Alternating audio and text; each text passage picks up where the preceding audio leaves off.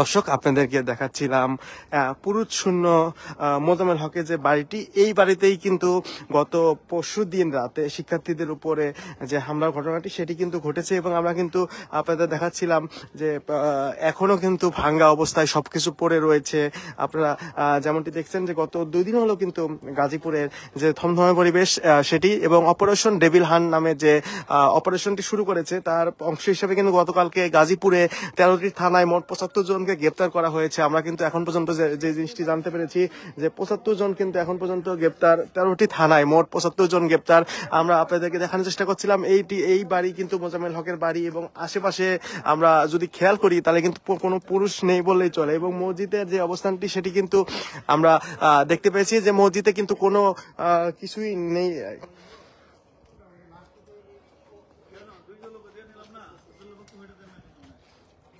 এবং এটি কিন্তু মোজাম্মেল হকের যে পুকুর ঘাট সেটি কিন্তু তার পুকুর ঘাট এলাকা এবং আপনার আশেপাশে যদি এলাকাগুলো দেখানোর চেষ্টা করি আশেপাশে কোথাও কিন্তু কোনো কিছু নেই বললেই চলে, শুধুমাত্র বাড়ি ঘরগুলো পড়ে রয়েছে কিন্তু কোনো মানুষ আশেপাশে নেই। এবং এই সেই বাড়ি যেই বাড়িতে গত পরশুদিন শিক্ষার্থীদের উপরে বাড়ি থেকে কিন্তু হামলার ঘটনা ঘটে এবং এই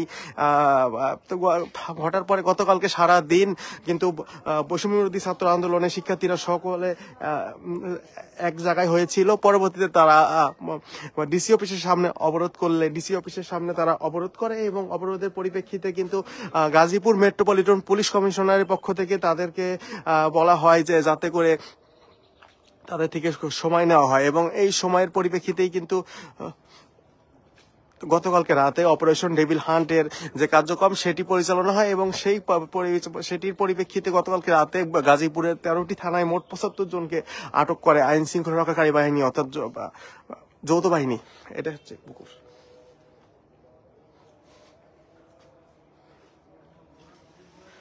আপনাদের দেখাচ্ছিলাম ধীরাশ্রম মোজাম্মেল হকের যে বাড়িটি রয়েছে এটি হচ্ছে দাক্ষিণ খান নামের এলাকাতে অবস্থিত এবং এই এলাকায় আমরা আশেপাশে কোনো এলাকাতে কিন্তু যে বাড়িগুলো রয়েছে সেগুলো কিন্তু আমরা দেখতে পাইনি, যেমনটি আপনাদেরকে আমরা দেখাচ্ছিলাম।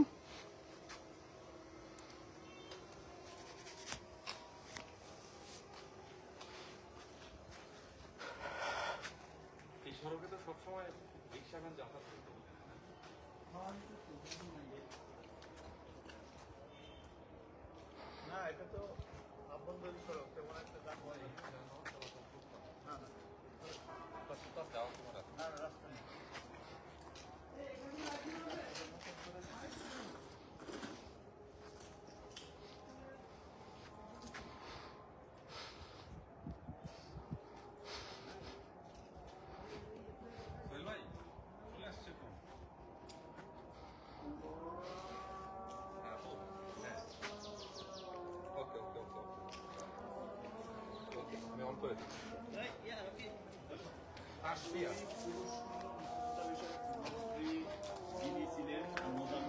যেমনটি আপনাদেরকে কিন্তু দেখাচ্ছিলাম এই সব এলাকাতে কিন্তু কোনো পুরুষ নেই এবং কি আমরা এখন পর্যন্ত কোনো মহিলাকেও কোনো বাড়ির মানুষকেও কিন্তু আমরা চোখে দেখিনি, শুধুমাত্র বাড়িগুলো পড়ে রয়েছেন।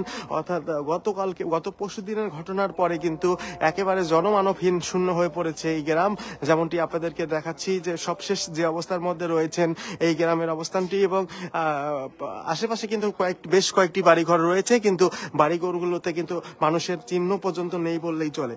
আজকে আমরা দেখানোর চেষ্টা করছিলাম এবং গাজীপুরে আমরা গতকালকে থেকে যে জিনিসটি খেয়াল করেছি সেটি হচ্ছে যে গাজীপুরে কিন্তু এক প্রকারের থমথমে যে পরিবেশ সেটি কিন্তু বিরাজ করছে, কারণ এই যে ঘটনাটি ঘটেছে শিক্ষার্থীদের উপরে হামলার ঘটনার পর থেকেই কিন্তু মূলত তাদের যত প্রকারের সমস্যাগুলো সব সমস্যা। এবং এই যে আমরা একটি মসজিদ দেখতে পাচ্ছিলাম, মসজিদে কিন্তু আশেপাশেই কোনো মানুষ নামাজ এবং গতকালকে থেকে কিন্তু নামাজও বন্ধ রয়েছে মসজিদে। আমরা যেমনটি দেখতে পেয়েছি যে মসজিদে কিন্তু নামাজও হচ্ছে না।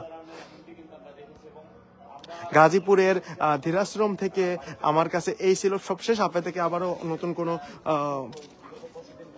লাইভে যুক্ত করার চেষ্টা করব গাজীপুর থেকে।